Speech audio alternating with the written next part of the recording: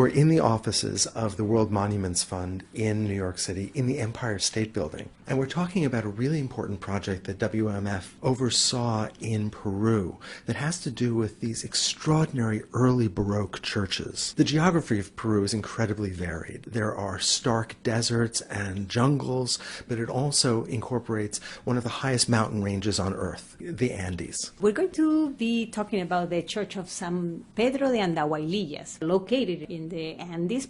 Before the Spanish arrived, this area had been controlled by the Inca Empire. This was an extremely sophisticated empire that had conquered a series of empires even before it. Primarily what the Spanish were interested in was increasing their wealth through the labor that could be gotten from the indigenous populations, but also from raw materials that could be brought back to Spain, especially and most famously gold. And the Spanish would claim an enormous amount of land that stretches from what is now Northern California all the way to the southern tip of South America. And when the Spanish came, most of this region, especially in South America, was connected by a network of roads known as the Inca Road or the Capacñán. So these churches were built stretching all the way from Cusco to the jungle of Peru. They were known as missionary churches designed to convert. So there was a religious aspect to conversion, but there was also a political aspect, which is you could in that way control the population. And the Jesuits in this particular case were considered as the more educated of the religious orders. But it's important also to think about the Jesuits as soldiers of the Pope that were to go out into the world to combat heresy and to convert as many souls around the world as possible. When you go into the Church of the Jesuits in Rome, you see very explicit references to going to the 4 great continents to bring those souls to the church. And one of the most important products of this whole Counter-Reformation movement was the Baroque. But when it came to America, it became infused with some original techniques and aesthetic preferences. What we call the Andean Baroque became a new independent style. As you can see, the facade has got Renaissance elements, but then once you go through the portal, it's an explosion of Baroque. So when we look closely at the facade, we see this brilliantly colored entrance with a porch above that would have been used to preach from. Even from the outside, we can see this wonderfully complex mix of cultures that is informing the architecture. You had mentioned the classical, and you can see that especially in the pediment. You can see that in the triumphal arch of the entranceway, and of course the classicizing pilasters. All of this is coming from the Greco-Roman tradition. And then right above, you see an element that is what we would consider mudéjar architecture from Spain. So what we're talking about is the architectural style that was developed by the Muslims when they occupied Spain. Now what happens is that the Spanish Christians will reconquer the Spanish peninsula. Now this is a visual vocabulary that refers to conquest, the conquest and the triumphalism of Christianity. So let's go inside. And now you see the stark contrast between the more classical facade into this explosion of Baroque, where every square inch of wall is covered with some kind of decoration. It must have been so impressive when this was first painted. The ceiling is a kaleidoscope. We see this emphasis on pattern that really does remind me of the Islamic traditions, and we see that especially in the very fine coffering. The local techniques of construction were used.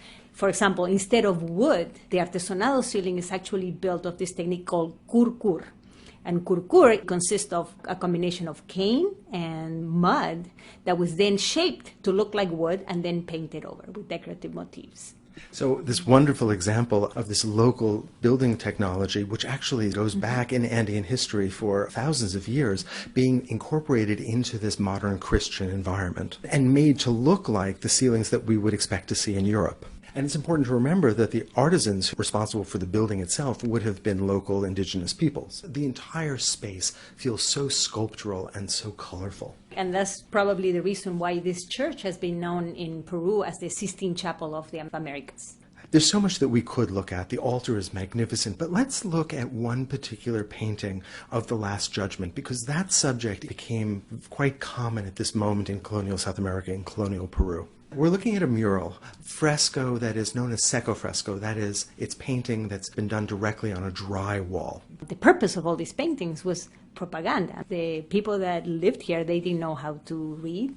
So this is how the indoctrination happened, through visual means. And this painting by Luis de Riaño, done in the early 17th century, depicts how people that were good would go to heaven. We have this fabulous feast laid out before us, but the soul that is especially good has ignored that bounty, is willing to do the hard work of salvation, and he walks along a path that is hard, that people fall off of, but his eyes are fixed on those that inhabit heaven, and we see a representation of the city of the heavenly Jerusalem just beyond. And then we could see the mural on the opposite side then.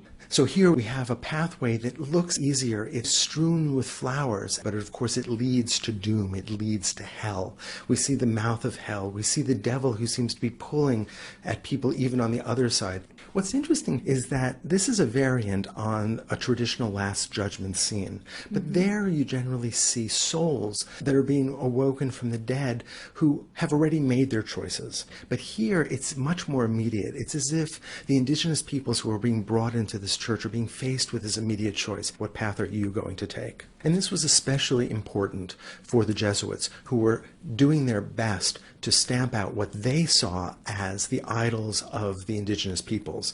Even as these paintings were being made, there would still have been plenty of references not only to the religion of the Incas, but the religion of the cultures that had come before the Incas. In fact, the foundation is built of stone, including stone that's been repurposed from older Inca structures.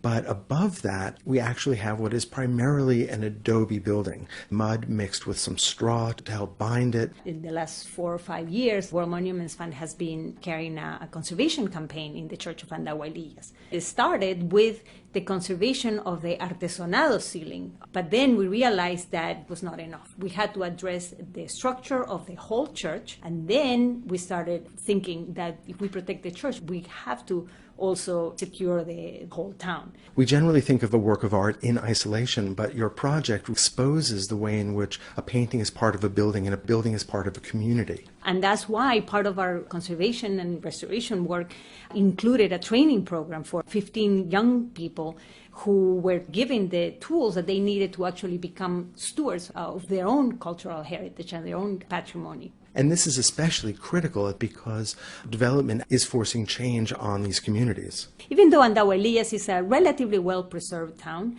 you see these new constructions that are built, concrete block and blue glass and bathroom tile on the facade, and those are not part of the tradition and the aesthetic integrity of the town, but they're also very bad environmentally.